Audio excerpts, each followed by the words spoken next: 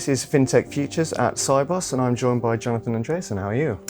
Good, how are you? I'm good, thank you. Good. How are you finding Sibos so far? Fantastic, some really good conversations so far with folks from all over the world. Africa, Europe, North America. It's really good.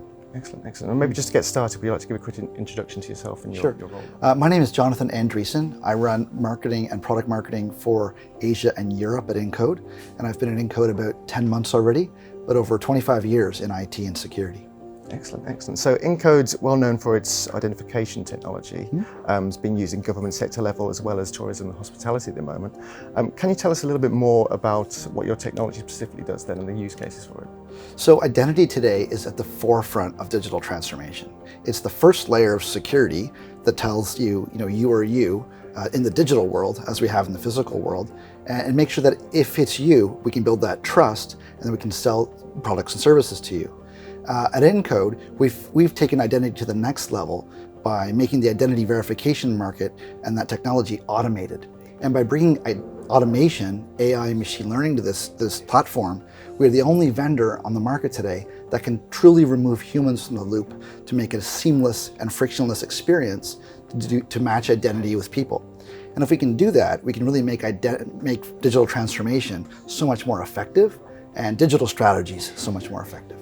Excellent, excellent. And you mentioned like removing humans from the loop there. I mean, obviously you've got AI involved in your platform then. So how have you gone about developing that to ensure that's as accurate as it can? So for a lot of these organizations that do identity verification today, they still rely on humans. And there's been the first generation 4 or 5 years ago was a lot of humans. That doesn't really scale because you can imagine humans in a call center looking at IDs all day, make mistakes, and they have bias.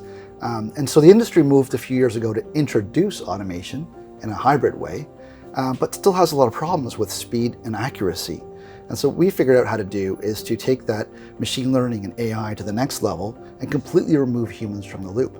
Because this kind of task of seeing you or you and matching it versus an ID is okay with small numbers, but at scale, when you've got thousands and thousands of people to validate and transactions to look at, you need to scale it. And machines apparently are really good at this. They can do these repetitive tasks consistently and have quality and accuracy built in. And so for this reason, post-pandemic, the industry's just taking off now with digital. And so with remote onboarding and remote services, we really have a need today to know that you are you.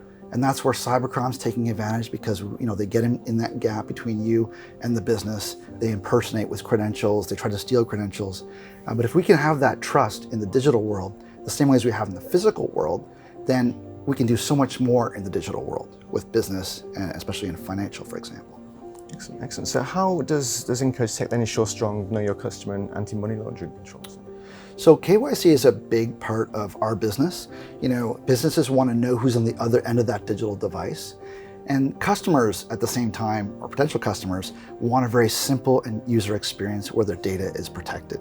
And so we figured out how to bridge that sort of trust gap, to do that frictionlessly at speed as well. And to also, by validating that you are you and making sure that that is you, we want to reduce fraud.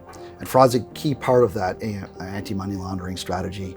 But it's also really important in today's cloud-first and mobile-first world, because today, if people can steal your credentials and your identity, they can do a lot of damage.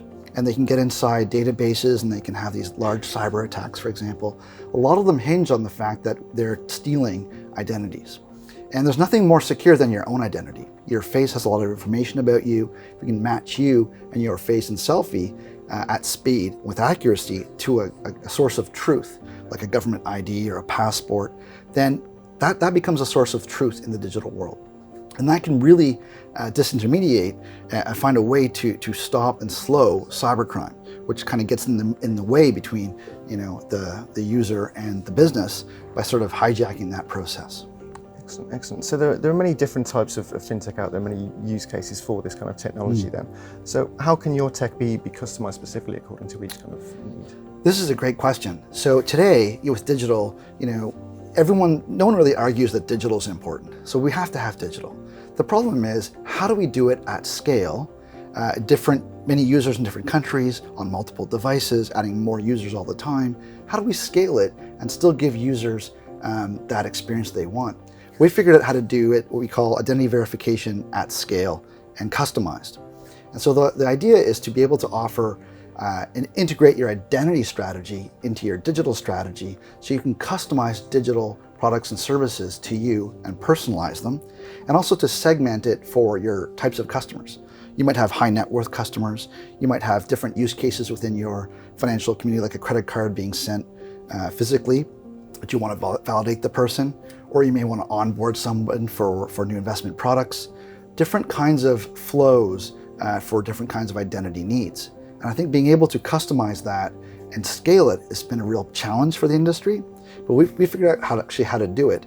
And now we've signed up a lot of new clients globally and here in Europe as well, especially in FinTech, that are really reliant on that digital process. If you think about it for the FinTech space, identity really is the first touch for your digital products and services. Like before I even sell you anything, I've got to know that you are you and validate that. And if that process is clunky and cumbersome, doesn't work, or doesn't represent your brand, then you lose customers. And that sort of loss and loss of conversion, if you will, is a problem for the industry. And this technology can solve it, lowering those conversion rates by about 40% and making it a lot easier for customers to sign up for your products and services and then start taking advantage of them quickly. Excellent, excellent. So Incode has won an award for its technology before, achieved unicorn status last year with the backing of General Atlantic and JP Morgan. So what's setting you out from the competition? So the big thing that's working for us is we've re-architected the whole platform for identity. And today the industry is completely fragmented. There are probably 50 or 60 companies that claim to do identity verification in certain ways.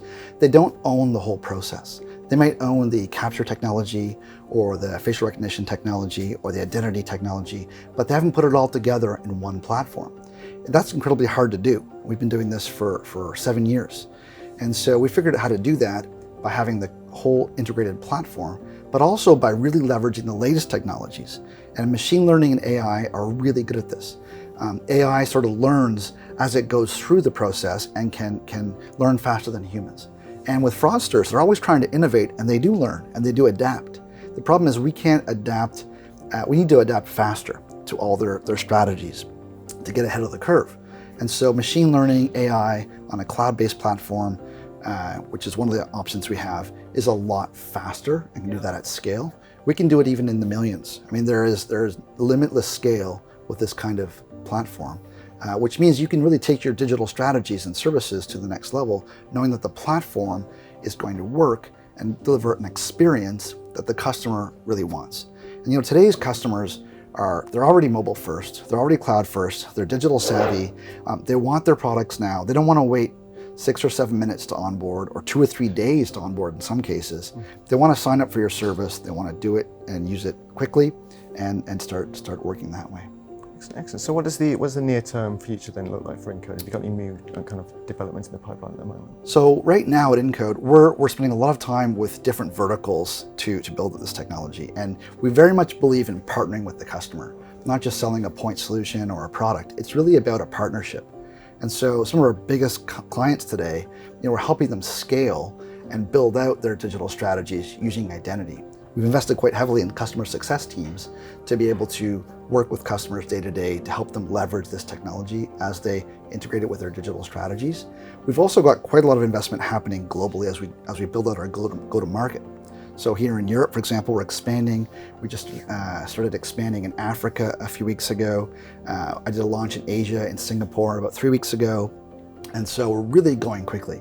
A lot of these technologies, I've been around for a few years, they go sequentially to a few markets and they sort of go over time. I think with this technology, it's really a different strategy because the market is in such demand post-COVID now to have digital solutions and to do it remotely. And fraud and cybercrime and the customers' demands are so high that we can't afford to kind of wait.